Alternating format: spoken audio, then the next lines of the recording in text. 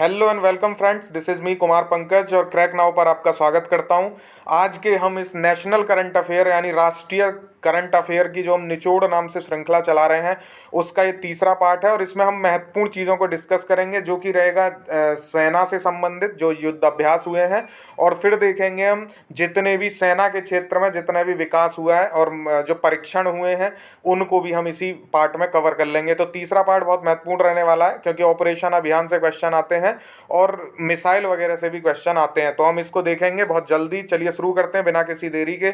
सबसे पहले एक अभियान शुरू किया गया, कैच द रेन अभियान। बहुत इंपॉर्टेंट है ये कैच द रेन। राष्ट्रपति रामनाथ कोविंद जी द्वारा इसका उद्घाटन किया गया, शुरुआत की गई विज्ञान भवन दिल्ली में। बस आपको इतना याद रखना, कैच द रेन जो है राष्ट्रपति रामनाथ कोविंद ने विज्ञान भवन दिल्ली से शुरू किया है 2022 में और ये 29 मार्च से शुरू हुआ, 30 नवंबर तक चलेगा 2022 तक। ठीक है, 29 मार्च 2022 से शुरू हुआ है और 30 नवंबर 2022 तक ये जारी रहेगा। कैच द रेन अभियान, विज्ञान भवन दिल्ली, राष्ट्रपति रामनाथ कोविंद। इतना याद रहेगा। कैच द रेन कहाँ से शुरू हुआ है? विज्ञान भवन दिल्ली से हुआ है, जो कि प्रेसिडेंट ने किया है, राष्ट्रपति जी ने। अगला महत्वपूर्ण एक अभियान है आईमैक्स। ठीक है, तो इंडियन मैरीटाइम रिसोर्सेज से संबंधित है ये और आपको इसमें कुछ याद नहीं रखना है, बस इतना याद रखना है आईमैक्स जो है ये इंडियन ओशन में हुआ है और ये नेवल समिट हुआ था इंडियन ओशन में।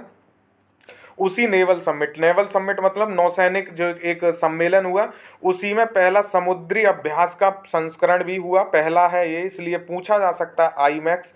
ये भारत हिंद महासागर में समुद्री अभ्यास का पहला संस्करण था जो गोवा में आयोजित हुआ है। आईमैक्स याद रहेंगे, इतना याद रखना है। हिंद महासागर में यानी इंडियन ओशन में नेवल समिट के दौरान समुद्री अभ्यास का पहला संस्करण गोवा में आयोजित किया गया है जिसका नाम है आईमैक्स। और इसको आप याद रख सकते हैं इंडियन मैरीटाइम एक्सरसाइज, ऐसे भी आप इसको याद रख सकते हैं आईमैक्स को।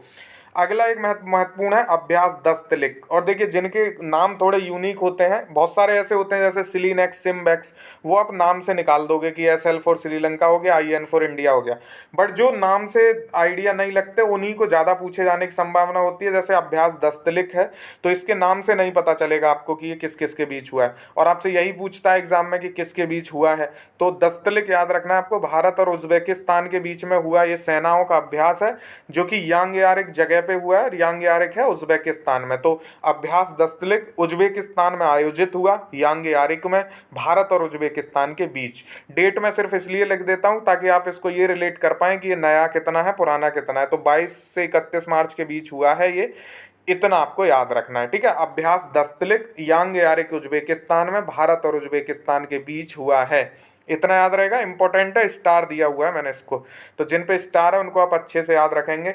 अगला महत्वपूर्ण है लामीतीये। तो देखिए ये भी यूनिक नाम है, लामीतीये 2022। ये हुआ है भारतीय सेना और सशस्त्र रक्षा जो सेशल्स का रक्षा बल है उनके बीच। याद रहेगा आपको, लामीतीये किसके बीच है? सेशल्स का रक्षा बल और भारतीय सेना के बीच में। और ये हुआ कहाँ है? तो ये सेशल्स में ही हुआ है। हमने दो अलग देखे हैं यूनिक, जिसमें एक दस्तलिक है वो उज्बेकिस्तान के साथ है और उज्बेकिस्तान में ही है। ऐसे ही लामीतीये जो है सेशल्स के साथ है और सेशल्स में ही है। ऐसे करके आप अगर याद करेंगे तो आसान रहेगा। भारत में तो सब में होगा ही क्योंकि हम भारत के ही अभ्यास पढ़ रहे हैं। तो आपको सिर्फ याद रखना किसके साथ, दस्तलिक उज्बेकिस्तान के साथ उज्बेकिस्तान में, लामीतीये सेशल्स रक्षा बल के साथ सेशल्स में। ठीक है, चलिए अगला महत्वपूर्ण है स्लीनेक्स। तो स्लीनेक्स आप सब नाम से ही निकाल दोगे। इसमें SL फॉर होता है श्रीलंका, IN फॉर होता है इंडिया। ठीक है, SLINEX होता है ना, तो इसका मतलब ही आप इसको एलिमिनेट कर सकते हैं। E फॉर एक्सरसाइज हो गया, EX for exercise, IN for India हो गया, SL फॉर श्रीलंका हो गया। ऐसे ही सिम्बेक्स होता है। ठीक है, तो सिम्बेक्स जो है इसमें SI फॉर आप ये S फॉर आप सिंगापुर, I फॉर इंडिया और MBX फॉर जो मैरीटाइम है जो भी होगा। ऐसे करके आप इनको एलिमिनेट कर देते हो तो इनसे क्वेश्चन कम बनते हैं। फिर भी याद रखिएगा स्लीनेक्स जो है भारत और श्रीलंका के बीच हुआ है, समुद्र अभ्यास था ये स्लीनेक्स का। ठीक है, एक जो बहुत इंपॉर्टेंट है इस साल और बहुत संभावना है ये 2022 में लगातार पूछा जाएगा, समर्थ अभियान चलाया गया है 2022। समर्थ ये MSME मंत्रालय द्वारा है और नारायण राणे द्वारा जो है इसको शुरू किया गया है। नारायण राणे मंत्री हैं MSME मंत्रालय के वर्तमान में केंद्र सरकार में, और इन्होंने ही समर्थ प्रोग्राम को शुरू किया है। बहुत इंपॉर्टेंट है, 3 स्टार दिए हैं मैंने, इसको ध्यान से देखिएगा। समर्थ अभियान, और ये किस लिए? तो महिलाओं के लिए विशेष उद्यमिता प्रोत्साहन अभियान है, यानी महिलाओं को एंटरप्रेन्योरशिप एंटरप्रेन्योरशिप में, उनके उद्यम में प्रोत्साहन देने के लिए समर्थ प्रोग्राम चलाया गया है एमएसएमई मंत्रालय द्वारा। ठीक है, मीडियम और स्मॉल जो इंटरप्राइजेज होते हैं, माइक्रो स्मॉल मीडियम इंटरप्राइजेज, उस द्वारा ये चलाया गया है विशेष उद्यमिता प्रोत्साहन अभियान। और इसमें मुफ्त में कौशल विकास कार्यक्रमों में 20% जो है रिजर्व्ड सीट रखी गई हैं महिलाओं के लिए। जो मुफ्त कौशल विकास कार्यक्रम चलाए जाते हैं केंद्र सरकार के द्वारा, उसमें महिलाओं को 20% सीट रिजर्व कर दी गई हैं समर्थ प्रोग्राम के तहत। बहुत महत्वपूर्ण है ये, एमएसएमई मंत्रालय इसको चला रहा है, ये भी याद रखना है। नारायण राणे ने इसका उद्घाटन किया, जो कि मंत्री हैं। महिलाओं के लिए विशेष उद्यमिता प्रोत्साहन योजना है समर्थ, बहुत इंपॉर्टेंट है, इसको मत भूलिएगा। ठीक है, तो ऐसे याद रख सकते हैं आप इसको, महिलाओं के लिए समर्थ बनाना, उद्यमिता के क्षेत्र में मुफ्त कौशल विकास में 20% सीट रिजर्व किया करके। ठीक है, याद रहेगा आपको। एक बहुत महत्वपूर्ण अभियान है ईस्टर्न ब्रिज। ईस्टर्न ब्रिज का जो है 6वां संस्करण जारी हुआ है, किया गया। आपको संस्करण कौन सा है मत याद रखिए, बस ईस्टर्न ब्रिज आपको याद रखना है। ठीक है, और ये भारत और ओमान के बीच में हुआ है ईस्टर्न ब्रिज। ठीक है, तो ईस्ट में पड़ता है ओमान भारत के, और उसके साथ ब्रिज यानी उसके साथ अच्छे कॉन्टेक्ट्स तो वायुसेना के बीच है, और ये जोधपुर में आयोजित हुआ है। ठीक है, याद रहेगा आपको, भारत ओमान के बीच है, ईस्टर्न ब्रिज नाम से ये किया गया है, भारत और ओमान। तो 3 हमने देखे, दस्तलिक, लामितीये और तीसरा ईस्टर्न ब्रिज जिसका नाम अलग है। तो ये भी आपको याद रखना है, 3 स्टार दिए मैंने इसको। ईस्टर्न ब्रिज हुआ है भारत और ओमान के बीच में, वायुसेना का ये अभियान था, जोधपुर में ये किया गया है अभ्यास। ठीक है, इतना याद रखना है, ईस्टर्न ब्रिज भारत और ओमान के बीच में। अगला धर्म गार्जियन है, तो धर्म गार्जियन लगातार होता है और इसको आपको सबको पता होगा, भारत और जापान के बीच में ये किया जाता है धर्म गार्जियन, जो कि 2022 में अभी हुआ है, कर्नाटक में ये आयोजित हुआ है। तो इसको मैंने 1 स्टार सिर्फ इसलिए दिया है क्योंकि ये अलग नाम है, बाकी धर्म गार्जियन लगातार होता है भारत और जापान के बीच में, ये आपको पता भी होगा, नहीं पता है तो याद कर लीजिए। भारत धर्म गार्जियन जो है ये होता है भारत और जापान के बीच में। ठीक है, इंपॉर्टेंट है, याद रखना है आपको। अगला महत्वपूर्ण है सी ड्रैगन, बहुत इंपॉर्टेंट है, इसको याद रखना है, सी ड्रैगन। और ये 2022 में आयोजित हुआ है, बहुराष्ट्रीय पनडुब्बी रोधी युद्ध अभ्यास है। तो समुद्र से है, ड्रैगन से आप याद रखिएगा, पनडुब्बी रोधी युद्ध अभ्यास यानी पनडुब्बियों का जो है उनको उनके खिलाफ अपनी शक्ति का प्रदर्शन करना।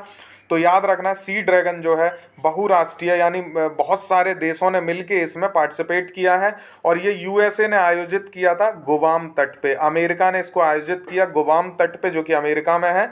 सी ड्रैगन बहुत इंपॉर्टेंट है, याद रखना है आपको, यूएस नेवी के द्वारा ये कंडक्ट कराया गया। तो देखिए समुद्र से संबंधित है तो नौसेना का ही होगा, नेवी का ही होगा। इसमें देखिए क्वाड के जितने भी देश हैं, इंडिया, ऑस्ट्रेलिया, जापान, यूएसए, चारों थे इसमें, बस ये याद रखेंगे क्वाड के चारों देश, और कनाडा और साउथ कोरिया को भी इसमें लिया गया था। याद रहेगा, इतना आसान हो गया। कौन कौन देश हैं, तो क्वाड के चारों देश, इंडिया, ऑस्ट्रेलिया, जापान और यूएसए, उसके बाद कनाडा और साउथ कोरिया, और याद रख लीजिएगा। तो सी ड्रैगन आपको याद रहना है, पनडुब्बी रोधी ये युद्ध बहुराष्ट्रीय युद्धाभ्यास है, और ये बेसिकली आप याद रख सकते हैं चाइना के लिए ये एक एंटी के तौर पे इसको किया जा रहा है, सी ड्रैगन को। ठीक है, अगला महत्वपूर्ण है पश्चिम लहर। पश्चिम लहर को आपको याद रखना है, इसको एक्सपीएल के नाम से भी आप याद रख सकते हैं। 2022 में किया गया महत्वपूर्ण युद्ध अभ्यास है पश्चिम लहर, और ये भारतीय नौसेना द्वारा पश्चिमी तट पे किया गया है भारत के। ठीक है, तो पश्चिमी तट किधर पड़ेगा, अरब सागर में। ठीक है, तो पश्चिमी लहर पश्चिम तट पे भारतीय नौसेना के द्वारा, बस इतना ही याद रखना है इसमें। फिर एक महत्वपूर्ण है मिलन। ठीक है, तो ये मिलन भी नाम से ही समझ में आ रहा, मिलन तो मिलन होगा, एक से ज़्यादा लोग होंगे इसमें। तो मिलन जो है बहुराष्ट्रीय नौसैनिक अभ्यास है, और इसका ये विशाखापत्तनम में आयोजित हुआ है। इसका जो है आपको थीम भी याद रखनी है, हो सकता है विषय पूछ ले आपको मिलन का। तो बहुराष्ट्रीय नौसैनिक अभ्यास यानी नेवल से संबंधित है, ये भी नेवी से। ठीक है, इसका था सौहार्द, सामंजस्य और सहयोग। क्या है विषय, सौहार्द, सामंजस्य और सहयोग, कॉमरेडर, कोहेसन और कोलैबोरेशन। ठीक है, कॉमेडेयर, कोहेसन और कोलैबोरेशन, याद रहेगा आपको, सौहार्द, सामंजस्य और सहयोग, बहुराष्ट्रीय नौसैनिक अभ्यास है मिलन। याद रहेगा आपको, इसकी थीम याद रखिएगा, सौहार्द, सामंजस्य, सहयोग, कॉमेडर, कोहेसन और कोलैबोरेशन। ठीक है, याद रहेगा आपको, विशाखापत्तनम में हुआ है मिलन, इंपॉर्टेंट है, याद रखना है, बहुराष्ट्रीय नौसैनिक अभ्यास है मिलन। अगला है एक्वेरिन। तो एक्वेरिन आपको पता है भारत और मालदीव के बीच ये किया जाता है। इस बार मालदीव में ये आयोजित हुआ है। एक्वेरिन भारत मालदीव के बीच में होता है। 16 से 19 दिसंबर को ये आयोजित किया गया था। वो छः, ठीक है, 6 से नहीं 16 से 19 ही है, याद रखेंगे आप। एक्वेरिन डेट तो वैसे भी नहीं पूछता है, बस पूछेगा किसके बीच है, तो भारत मालदीव के बीच है। वैसे एक्वेरिन को पूछने की संभावना बहुत कम होती है। फिर दोस्ती है। तो दोस्ती द्विवार्षिक त्रिपक्षीय है। द्विवार्षिक यानी 2 साल में एक बार आयोजित होता है। त्रिपक्षीय यानी 3 देश इसको मिलके करते हैं। तो दोस्ती याद रखिएगा, भारत, मालदीव और श्रीलंका इसमें है, और नौसेना का अभ्यास है। दोस्ती में सिर्फ आपको याद रखना है, ये बहुत पुराना है, 15वां संस्करण था इस बार, लेकिन याद रखिएगा मालदीव में आयोजित किया गया। दोस्ती भी, एक्वेरिन भी मालदीव में है, दोस्ती भी मालदीव में है, और इसमें भारत, श्रीलंका और मालदीव ने ये मिलके किया है, नौसैनिक अभ्यास है। कोंकण शक्ति बहुत इंपॉर्टेंट है, इसको याद रखना है। कोंकण तट पे ही हुआ है, तो कोंकण तट अरब सागर में है, आपको पता होगा। महाराष्ट्र और गोवा के बीच में जो है उस तट को कोंकण तट कहते हैं। वहीं पे ये आयोजित हुआ भारत और यूके के बीच में, ठीक है, भारत और यूनाइटेड किंगडम के बीच में हुआ कोंकण शक्ति 2021 अरब सागर में। याद रखना है, कोंकण शक्ति भारत यूके के बीच है, ध्यान रखिएगा, ये पूछा जा सकता है। युद्ध अभ्यास आपको पता है भारत अमेरिका के बीच होता है, और अलास्का में इस बार आयोजित किया गया है। मित्र शक्ति भारत और श्रीलंका, एक हमने शक्ति देखा ऊपर, ठीक है, ये दोस्ती है, ये याद रखना है आपको। दोस्ती जो है भारत, मालदीव और श्रीलंका के बीच है, लेकिन मित्र शक्ति पूछेगा तो भारत और श्रीलंका के बीच है, कंफ्यूज मत होइएगा दोनों में, ठीक है। अजय वॉरियर जो है भारत और यूनाइटेड किंगडम के बीच हुआ है। तो भारत और यूनाइटेड किंगडम के बीच 2 हुए हैं, एक कोंकण शक्ति हमने देखा, ठीक है, कोंकण शक्ति, और दूसरा अजय वॉरियर। इनको आप याद रखिएगा दोनों को। जिमैक्स, तो जिमैक्स से आप निकाल सकते हैं, जे फॉर जापान हो गया, आई फॉर इंडिया हो गया, ठीक है, फिर एम मैरीटाइम एक्सरसाइज। तो जापान और भारत के बीच हुआ है जिमैक्स। ऑस इंडेक्स, तो ऑस्ट्रेलिया इंडिया एक्सरसाइज, ठीक है, ऐसे करके आप निकाल सकते हैं। AUS for Australia, IND for India exercise. तो ऑक्सी इंडेक्स हुआ भारत और ऑस्ट्रेलिया के बीच। जायद तलवार याद रखिएगा, थोड़ा अलग है, भारत और UAE के बीच हुआ है जायद तलवार, ठीक है, जायद तलवार। सर्द हवा, सर्द हवा और गर्म हवा दोनों ही ये BSF के द्वारा किए जाते हैं, ये इंपॉर्टेंट है, याद रखिएगा इनको। सर्द हवा, गर्म हवा, BSF यानी जो बॉर्डर सिक्योरिटी फोर्स है भारत की, वो चलाती है इनको, सर्द हवा और गर्म हवा को। ये कई बार पूछा जा चुका है क्वेश्चन, इसे याद रखना है। अब हम कुछ साइंस एंड टेक से महत्वपूर्ण चीज़ें देख लेते हैं जो अभी हाल फिलहाल चर्चा में रही हैं।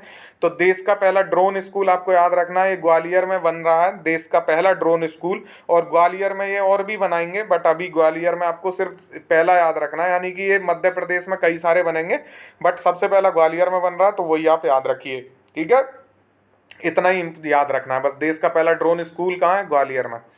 हंस NG जो है ये याद रखना है आपको, नई पीढ़ी का प्रशिक्षक विमान है हंस NG, और इसका जो है अभी ट्रायल किए गए हैं, और ये उस ट्रायल पे खरा उतरा है।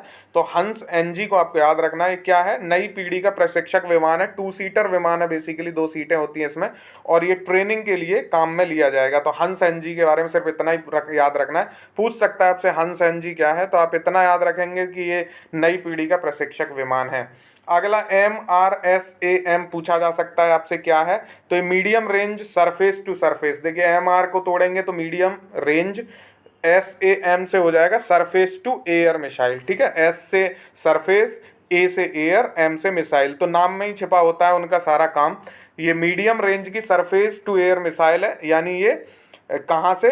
तो जमीन से हवा में मार करेगी। ओडिशा के चांदीपुर में इसका जो है परीक्षण किया गया, DRDO द्वारा इसको विकसित किया गया। तो जितनी भी मोस्टली चीज़ें होती हैं जिनमें टेक्नोलॉजी होती है साइंस एंड टेक के क्षेत्र में और जो सुरक्षा के क्षेत्र में, DRDO का उसमें सबसे ज़्यादा योगदान रहता है। तो DRDO और इजराइल एरोस्पेस जो है उसने मिलकर इसको विकसित किया है, medium range surface to air missile. MRSAM ही इसका नाम है। थल सेना इसको पहले से प्रयोग कर रही थी, अब ये वायु सेना के लिए भी उपलब्ध कराया गया है। बस इतना याद रखना है इसमें। MRSAM उन्नत संस्करण है, थल सेना इसको पहले से प्रयोग कर रही थी, अब वायु सेना भी इसका प्रयोग करेगी। MRSAM, ठीक है, medium range surface to air missile, यानी जमीन सतह से हवा में वार करती है ये। प्रलय एक बहुत महत्वपूर्ण है, भारत की नई मिसाइल है प्रलय, इसके बारे में भी आप याद रखिएगा। एपीजे अब्दुल कलाम द्वीप से इसका जो है परीक्षण किया गया और ये शॉर्ट रेंज बैलिस्टिक मिसाइल है। कितना कम दूरी की बैलिस्टिक मिसाइल है प्रलय। और कितनी दूर डिस्टेंस है इसकी, तो 150 से 500 किलोमीटर तक की इसकी मारक क्षमता है प्रलय की, और इसको पृथ्वी रक्षा वाहन भी कहा जा रहा है। तो आपसे प्रलय पूछ ले या पृथ्वी रक्षा वाहन पूछ ले, दोनों आपको याद रखना है। शॉर्ट रेंज बैलिस्टिक मिसाइल है, भारत की नई मिसाइल है और एपीजे अब्दुल कलाम द्वीप से इसका प्रक्षेपण किया गया है प्रलय का, याद रहेगा आपको। कम दूरी की बैलिस्टिक मिसाइल है, 150 से 500 किलोमीटर इसकी रेंज है। अगला सेंट है, इसको संत भी लिखा जाएगा हिंदी में, कहीं कहीं पे इंग्लिश में सेंट लिखा आएगा, तो संत या सेंट लिखा है तो कंफ्यूज मत होइएगा। S for stand off, N for anti tank missile, ठीक है। तो सेंट याद रखना है, एस फॉर हो गया stand of, A for anti, tank for, T for tank. तो ये एंटी टैंक मिसाइल है, यानी जो टैंकों को ये ध्वस्त करने के काम आएगी। और ये हेलीकॉप्टर से दागी जाने वाली मिसाइल है, एयर टू सरफेस। तो हेलीकॉप्टर हवा में उड़ता है, हवा से सतह पे मार करेगी ये, और हेलीकॉप्टर से दागी जाने वाली ये मिसाइल है। बहुत इंपॉर्टेंट है, याद रखिएगा। संत या संता या सेंट पूछा जाएगा आपसे। मारक क्षमता इसकी 10 किलोमीटर है। मान लीजिए कोई जो हमारा विद्रोही या विदेशी कोई हम पे हमला करता है, तो हेलीकॉप्टर से संता को जो है, संत को जो है दागा जाएगा और ये टैंक को उड़ा देगी। तो एंटी टैंक मिसाइल संत को आपको याद रखना है, सेंट भी इसको इंग्लिश में बोलेंगे ऐसे, anti stand of anti tank missile, ठीक है, इतना याद रखना है। एक रिपोर्ट आई है, शीर्ष शस्त्र निर्यातक कंपनियां कौन सी हैं। सिप्री इस रिपोर्ट को जारी करता है, आपको पता होगा, ठीक है, कि व्यापार कितना हुआ इसके रक्षा के क्षेत्र में, या फिर किसने कितना आयात निर्यात किया।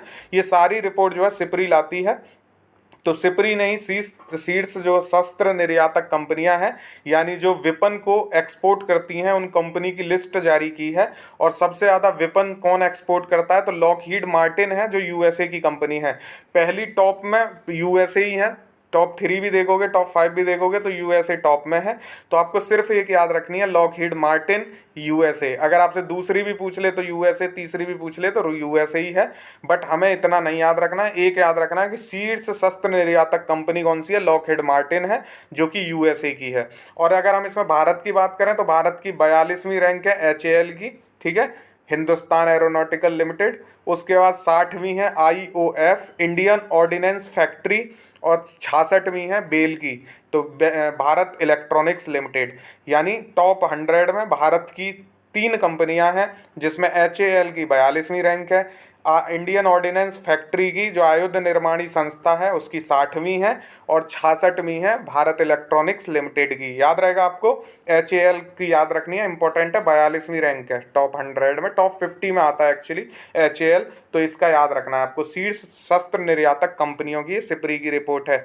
एक बहुत महत्वपूर्ण करंट अफेयर है, इसको आप बिल्कुल नहीं भूलेंगे। आईएनएस वेला को जो है अभी शामिल कर लिया गया है नौसेना में, ठीक है, आईएनएस वेला को नौसेना में शामिल कर लिया गया है। और ये जो कलवरी श्रेणी की 6 पनडुब्बियां बन रही हैं प्रोजेक्ट 75 के, इसमें सब याद रखना है आपको, कलवरी श्रेणी की 6 पनडुब्बी, और इनको स्कॉर्पिन श्रेणी की पनडुब्बी भी कहा जाता है। इनको Mazagon dock shipbuilders limited बना रही है, किस प्रोजेक्ट के अंदर, तो प्रोजेक्ट 75। ये याद रखना है आपको, पूछा जा सकता है कौन सा प्रोजेक्ट है, तो प्रोजेक्ट 75 है। कलवरी श्रेणी की ये 6 पनडुब्बी हैं, जिसमें सबसे पहली कलवरी थी, दूसरी खंदेरी थी, तीसरी करंज थी, चौथी अब वेला जो है ये सेवा देने लग गई है। 5वीं वागीर का जो है समुद्री परीक्षण चल रहे हैं, और वागसीर अब समुद्री परीक्षण के लिए तैयार हो रही है, जो कि अंतिम है। तो आपको याद रखना है, वेला तक 4 तो सेवाएं दे रही हैं, वागीर जो है ये समुद्री परीक्षण से गुजर रही है, और वागसीर को अब अपना समुद्री परीक्षण पूरा करना है। तो इस तरह 6वीं भी वैसे तो अब शामिल हो गई है, समुद्री परीक्षण के लिए तैयार है, बट आपको याद रखना है पूरी तरह जो सेवाएं दे रही हैं अब 4 दे रही हैं, कलवरी, खंदेरी, करंज और वेला। वागीर का जो है समुद्री परीक्षण चल रहा है वर्तमान में, इतना याद रखना है आपको। Mazagon dock shipbuilders limited इनको विकसित कर रही है। स्कॉर्पिन श्रेणी की ये पनडुब्बी है, प्रोजेक्ट 75 के अंतर्गत इनका निर्माण हो रहा है। 6 टोटल बननी है, जिसमें 4 सेवाएं दे रही हैं, और 5वीं 6वीं जो है अपने परीक्षण के दौर पे हैं, ठीक है, इतना याद रहेगा आपको। अगला बहुत महत्वपूर्ण, सबसे इंपॉर्टेंट है आईएनएस विशाखापत्तनम, तो आप इसको याद जानते हैं, भारत का अपना पहला ऐसा युद्धपोत है, ये पोतगाह है जो शामिल किया गया है अभी भारत में। ठीक है, तो द सिटी ऑफ डेस्टिनी के नाम से जाना जाता है विशाखापत्तनम को, जो कि आंध्र प्रदेश में, उसी के नाम पे इसका आईएनएस विशाखापत्तनम नाम रखा गया है। ठीक है, नौसेना में शामिल कर लिया गया आईएनएस विशाखापत्तनम को। मुंबई स्थित पोतगाह पर यह आयोजन हुआ और वहीं पे इसको नौसेना में शामिल कर लिया गया। तो हो सकता है पूछे आपसे आईएनएस विशाखापत्तनम को कहाँ पे शामिल किया गया है, तो मुंबई स्थित पोतगाह पर इसको आयोजित किया गया एक आयोजन, और उसमें इसको शामिल किया गया। इसके बारे में तीन चार बातें हैं जो आपको याद रखनी है। पहली तो ये किसने डिजाइन किया है, तो नौसेना डिजाइन निदेशालय द्वारा इसको डिजाइन किया गया है। ठीक है, नेवल डिजाइन जो वो है निदेशालय, उसके ज़्यादा इसको डिजाइन किया गया है। और स्वदेशी इस्पात का इसमें प्रयोग हुआ है, तो पूछ सकता है कौन सा इस्पात इसमें प्रयोग हुआ है। 249A उस इस्पात का, स्टील का नाम है जो इसमें प्रयोग किया गया इसके निर्माण में। ध्यान रहेंगे, भारत का खुद का अपना स्टील है 249A, उसका इसमें प्रयोग किया गया है। 75% स्वदेशी उपकरणों का इसमें प्रयोग किया गया है, तो कह सकते हैं ये भारत में पूरी तरह निर्माण हुआ है। 75% जो इसके इक्विपमेंट्स हैं वो भारत में ही बने हैं। लंबाई इसकी याद रखिएगा 163 मीटर है, चौड़ाई इसकी 17 मीटर है। ठीक है, इसके बारे में सारी चीज़ें याद होनी चाहिए क्योंकि बहुत इंपॉर्टेंट है। ये भारत का पहला है जो खुद से बना के इन्होंने नौसेना में शामिल किया है, वो भी आईएनएस विशाखापत्तनम जैसा बड़ा युद्धक जहाज है ये, तो इसलिए आपको इसको याद रखना जरूरी है। वजन इसका 7400 टन है। ठीक है, ये भी आप याद रखेंगे, 7400 टन वजन है। गति इसकी 30 नॉट से अधिक है, तो जो समुद्र में चलने वाले जो ये होते हैं, पनडुब्बी हो गया, जहाज हो गया, इनकी गति को नॉट में मापा जाता है, तो इसकी गति 30 नॉट से अधिक है। इसका प्रोजेक्ट आप याद रखिएगा, प्रोजेक्ट 75B प्रोजेक्ट के अंतर्गत इसका निर्माण हुआ है। प्रोजेक्ट 75 में हमने देखा था कि जो स्कॉर्पिन क्लास की पनडुब्बी बन रही है, ये 75B इसका प्रोजेक्ट है आईएनएस विशाखापत्तनम का, जिसमें निर्माण हो रहा है। अब इसमें आईएनएस विशाखापत्तनम के बाद कौन कौन और आएंगे, तो आईएनएस मोरमुगाओ आएगा, आईएनएस इम्फाल आएगा और आईएनएस सूरत आएगा। तो विशाखापत्तनम का नाम है आंध्र प्रदेश के ऊपर, द सिटी ऑफ डेस्टिनी कहते हैं विशाखापत्तनम को। ऐसे ही मोरमुगाओ है, और बाकी फिर इम्फाल के नाम पे आएगा आईएनएस इम्फाल, और सूरत के नाम पे आएगा आईएनएस सूरत। ये अगले 3 और आने वाले हैं। ठीक है, इसी क्रम में प्रोजेक्ट 75B के तहत। इतना आपको याद रहेगा, ये इंपॉर्टेंट है, याद रखना है आपको। 2-3 चीजें और हैं, इनको भी आप याद रखिएगा। रुस्तम 2 ये ड्रोन है जो भारत के डीआरडीओ द्वारा विकसित किया जा रहा है। बेंगलुरु में इसका जो है परीक्षण किया गया, तो बेंगलुरु आपको पता कर्नाटक में है, और वहीं रुस्तम 2 ड्रोन का परीक्षण किया गया है। तो ये भारत में निर्मित अपनी तरह का पहला है रुस्तम 2 ड्रोन। तपस के नाम से भी इसको जाना जाता है। महत्वपूर्ण है, ड्रोन डेवलपमेंट के क्षेत्र में ये उल्लेखनीय वृद्धि होगी रुस्तम 2 के द्वारा। तो याद रखना है ड्रोन है, आपसे पूछ सकता है रुस्तम 2 क्या है, तो ये ड्रोन है जिसको तपस भी बोलते हैं। बेंगलुरु कर्नाटक में इसका परीक्षण किया गया, डीआरडीओ द्वारा इसको विकसित किया जा रहा है। एक जो बहुत महत्वपूर्ण है, हमने आईएनएस विशाखापत्तनम देखा, आईएनएस तुसील को भी आप याद रखिएगा, और आईएनएस तुसील का भी जलावतरण किया गया है। तुसील का नाम है, संस्कृत शब्द है वैसे तुसील, इसका मतलब होता है रक्षा कवच। जो इसमें इंपॉर्टेंट चीज है तुसील में वो है ये यांतर शिपयार्ड कालिनग्राद में इसका जो है जलावतरण हुआ है। तो इसको कौन निर्मित कर रहा है, रूस इसको निर्मित कर रहा है।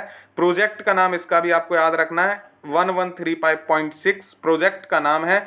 और इस प्रोजेक्ट रूस हमको ऑलरेडी बहुत सारे, जितना भी आपने तलवार सुना होगा, या ये तलवार श्रेणी के जितने भी हमारे पास ये हैं जो युद्धपोत हैं, वो सब हमारे पास रसिया से ही आए हुए हैं। ठीक है, तो उसी श्रेणी में आईएनएस तुसील भी हमको मिलने वाला है।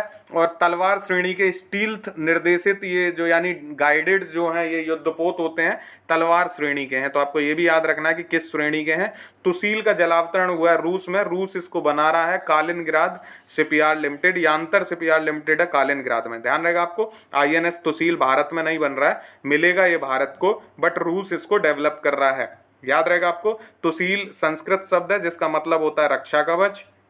ठीक है, तुसील के बाद जो है भारत को मिलेगा अगला आईएनएस तमला, इसी प्रोजेक्ट के तहत। प्रोजेक्ट है 1135.6, तलवार श्रेणी का स्टील्थ गाइडेड जो है युद्धपोत है ये। याद रहेगा आपको, आईएनएस तुसील इंपॉर्टेंट है, रसिया के द्वारा दिया जा रहा है। एक है तट रक्षक पोर्ट सार्थक, इंपॉर्टेंट है, यानी कि ये कोस्ट गार्ड के लिए है और सार्थक इसका नाम है। इंपॉर्टेंट है, कोस्ट गार्ड के लिए है, सार्थक इसका नाम है तट रक्षक पोत सार्थक। गोवा में राष्ट्र को समर्पित कर दिया गया है। गुजरात के पोरबंदर में ये अभी जो है स्थित किया गया है, पोरबंदर में ये लोकेटेड है, वहीं पे है। राष्ट्र की समुद्री सुरक्षा को बढ़ावा देने के लिए ये गोवा शिपयार्ड लिमिटेड द्वारा इसको बनाया गया है। ठीक है, गोवा में राष्ट्र को समर्पित किया गया क्योंकि गोवा शिपयार्ड लिमिटेड द्वारा इसको डेवलप किया गया है, कोस्ट गार्ड के लिए है और राष्ट्र की यानी देश की मैरीटाइम सिक्योरिटी को जो है ये इनहांस करेगा। तटरक्षक पोत सार्थक याद रखेंगे आप, इंपॉर्टेंट है। तटरक्षक पोत सार्थक, सार्थक इसका नाम है, मैरीटाइम के लिए महत्वपूर्ण है और ये किसके लिए दिया गया? कोस्ट गार्ड के लिए। इंपॉर्टेंट है, गुजरात के पोरबंदर में ये सेवाएं देगा। अगला है युद्धक टैंक अर्जुन मार्क 1। तो ये सिर्फ आपको इतना ही याद रखना है, आपसे पूछेगा अर्जुन मार्क 1 क्या है, तो अर्जुन मार्क 1A जो है ये युद्धक टैंक है। क्या है? टैंक है, बस इतना ही याद रखना है। अर्जुन जो है एक टैंक है और ये भारतीय थल सेना हेतु DRDO द्वारा विकसित किया गया है। बहुत ही उन्नत किस्म का ये टैंक है। ठीक है, अर्जुन मार्क 1A। ठीक है, फिर है एक INS ध्रुव, ये भी इंपॉर्टेंट है। INS ध्रुव हिंदुस्तान शिपयार्ड लिमिटेड द्वारा इसको जो है विकसित किया गया है। HSL बोलेंगे इसको, हिंदुस्तान शिपयार्ड लिमिटेड को। और ये INS ध्रुव जो है ये क्या है? मिसाइल का पता लगाने वाला समुद्री निगरानी पोत है। ये मिसाइल का पता लगा लेगा कि कौन सी मिसाइल आने वाली है, कौन सा खतरा है, तो ये बहुत इंपॉर्टेंट हो जाता है। ध्रुव, तो ध्रुव तारा देखो आसमान में रहता है और वो सबको नोटिस करता रहता है। इसी तरह आप इसको भी याद रख सकते हैं कि INS ध्रुव क्या है? ये मिसाइल का पता लगाने के लिए समुद्री निगरानी पोत है, यानी first tracking and ocean surveillance ship है ये। तो सर्विलांस के लिए बहुत महत्वपूर्ण हो जाता है ये, first tracking ocean surveillance ship तो पहला है, इसलिए इंपॉर्टेंट है। INS ध्रुव याद रखना है। और ये कोड नाम से विकसित किया गया है, इसको कोड नाम है इसका VC1184। याद रहेगा, आपको पूछ सकता है VC1184 क्या है, तो ये है INS ध्रुव। और ऐसा अभी तक अगर हम देखें कि कितने देशों के पास ऐसी जो है टेक्निक है, तो ऐसी तकनीक अभी तक है USA यानी अमेरिका के पास, रसिया के पास, चाइना के पास और फ्रांस के पास, और भारत ऐसा करने वाला 5वां देश हो गया है। तो ये भी आपको याद रखना है, इंपॉर्टेंट है INS ध्रुव। ठीक है, 5वां देश हुआ है भारत जिसके पास ये तकनीकी भी अब आ गई है, मिसाइल का पता लगाने समुद्री निगरानी पोत INS ध्रुव, जिसका कोड नाम है VC1184। याद रहेगा आपको। एक जो बहुत महत्वपूर्ण है MPATGM, आपको सीधा पूछेगा MPATGM क्या है, तो ये है MP4 man portable anti tank guided missile. तो ये क्या है? एक आदमी है, ठीक है, ये आदमी बना दिया मैंने, देखो कितना बुरी ड्राइंग है मेरी, मुझे तो बनाना ही नहीं चाहिए कभी, बट याद रखिए एक आदमी है और इसके कंधे पे ये रखा हुआ है, मैन पोर्टेबल है और इसको कंधे पे रख के भी इसको चलाया जा सकता है और ये एक किसी भी टैंक को उड़ा देगा। तो ये बहुत महत्वपूर्ण हो जाता है कि टैंक को उड़ाया जा सकता है इस गाइडेड मिसाइल से, और ये इतना ज़्यादा हल्का है कि इसको दागो और भूल जाओ, जैसे कि नाक को कहते हैं दागो और भूल जाओ, वैसे ही ये मैन पोर्टेबल है, यानी आदमी इसको कंधे पे रख के चला सकता है और टैंक को उड़ा सकता है। तो एंटी टैंक गाइडेड मिसाइल है, यानी निर्देशित मिसाइल है ये, और वहनीय टैंक रोधी निर्देशित मिसाइल इसको हिंदी में कहेंगे। डिस्टेंस कितनी है? तो 2.5 किलोमीटर दूर से ये अपना काम कर सकता है, टैंक को उड़ा सकता है। ये याद रखना है आपको। MP4 man portable, ATGM4 anti tank guided missile, याद रहेगा आपको, एंटी टैंक गाइडेड मिसाइल, दागो और भूल जाओ कि उस पर काम करता है ये। MPATGM बहुत इंपॉर्टेंट है, याद रखिएगा MPATGM। फिर अगला है एक INS राजपूत। तो INS राजपूत पोत था जो कि सेवा मुक्त हो गया, तो आपसे पूछ सकता है हाल ही में कोई सेवा मुक्त हुआ है युद्ध पोत, तो वो कौन है? INS राजपूत है, इतना याद रखेंगे तो काम हो जाएगा। ये था आज का पार्ट 3। पार्ट 4 में मैं आपको कुछ पुरस्कार और कुछ जो छूटी हुई इंपॉर्टेंट चीजें उनको कवर करा दूंगा। नेशनल करंट अफेयर में इससे ज्यादा आपसे नहीं पूछेगा, साइंस का जो पोर्शन रहता है वो मैं करवा चुका हूँ। बाकी कुछ और 2-4 चीजें जो छूट गई हैं पुरस्कार के साथ, वो मैं आपको ट्रिक के साथ अब करा दूंगा।